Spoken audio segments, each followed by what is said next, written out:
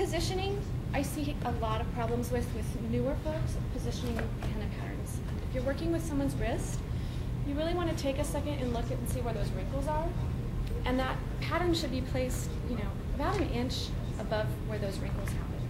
So that your whole pattern is going to be about here on the wrist, so that as they walk around and they're drinking and having lunch, they're not shifting and pushing their pattern off. And young girls, particularly if they're wanting something written, will ask for it very low. Don't do it. It's going to be a disaster. It's going to pop off in a minute. So I find the best way to kind of avoid that happening is not asking, where do you want it, but on what body part. And as the day goes on, they'll tell you, oh, I want it on my ankle. So you can choose the best location for her. And they're really, if you ask, where, they're going to tell you, I want it here, where this wrinkle is. So you just want to know the area. And it's the same thing on the back. You really can't henna in this section in public while they're out and doing their days.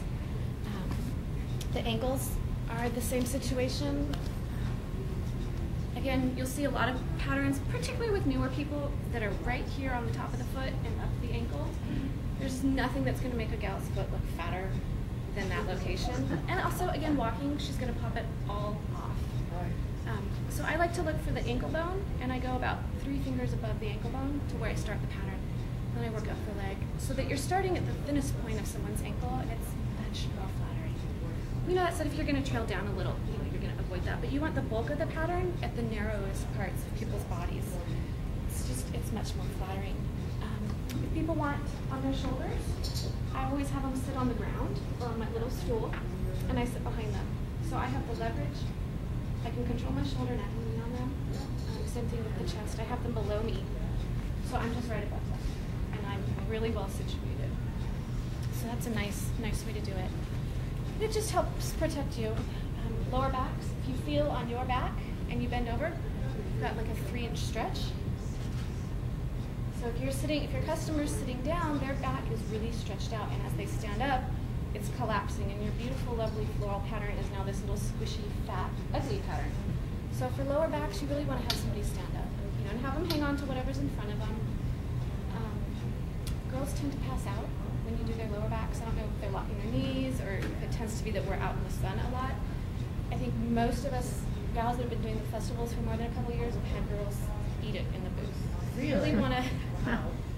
Yeah, and then you've got a girl that's passed out, and her little brother is panicking, and you can't find their parent, and then the medics come in, and you have 3 or 4 medics in your booth, and the police show up, and you've got them all in your very safe body art booth. So you really want to keep the girls from passing out in the booth. Yeah. You'll lose an hour of work, and everybody's panicked. Bad for business. Well, how do you keep them from passing out? You have them hold on to something, and you just remind them not to lock their legs. Oh yeah, lock. And and just relax, and you'll feel them go. They start listing on you. And Catch them. You've got to catch them. They're gone before you can do it. Drag them into the next booth. I have it happen maybe every 2 or 3 years. It's just a huge issue. You also want to keep in mind proper undergarments. Justine used to think I was ridiculous about this until this last summer. She had a girl in a miniskirt hop up in her chair, and she wasn't wearing panties.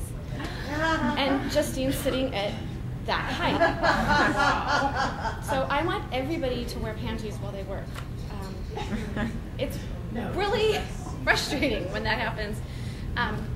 So when I work, and I've worked with other henna artists that approach this differently, and it was apparent that they were not wearing proper undergarments. When you're spending half your day, leaning down, standing up, fixing somebody's touch-up really quick, and your shirt, you've got a V-neck on or a tank, and it keeps draping open.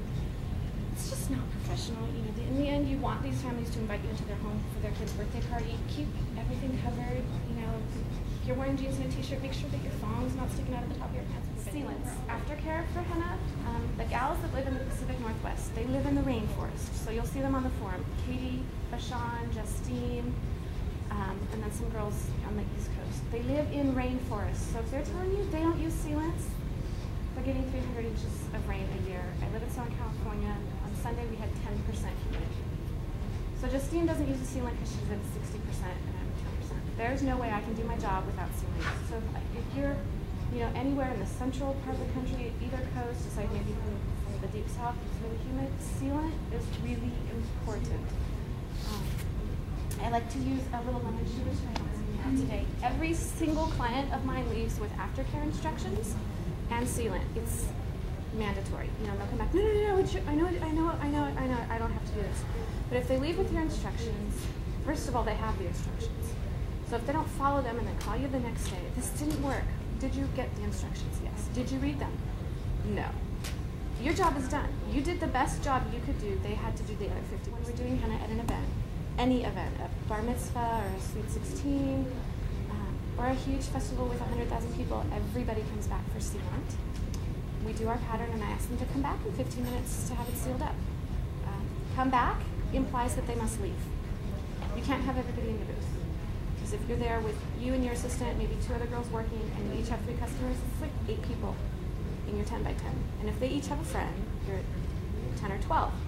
So everybody has to come back. You have to leave first and come back in a little while to your front gal that's helping you for the little spray of lemonade.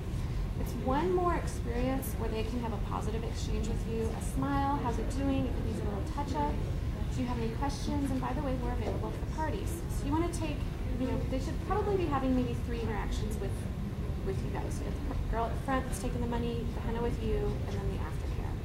And if it's you working on your own, that's fine. It's just reiterating that you are professional, that you know you speak clearly, your grammar is acceptable, you know that you can be trusted with children, you're not dropping F-bombs every other word with kids around. It's all of these things that go up to offering, you know, kind of this mini day spa experience.